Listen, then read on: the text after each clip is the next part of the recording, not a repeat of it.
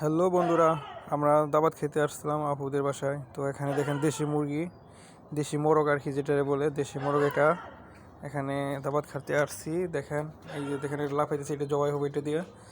তো এই যে দেখেন মোরগ, হ্যাঁ এই মুরগটাই জবাই করবে। তো আমি হাতে নিলাম। তো এই যে জবাই করার পর এই যে এখানে এই বেগে রাখা আছে, এখানে মাংস আছে পুরিতে। আর এখানে মুরগিটা রাখা আছে, এই কারণে রাখা আছে যাতে না হয়। আর এখানে দেখেন এই যে রান্না করে নিয়েছে, এখানে মাংসটা রান্না হয়েছে।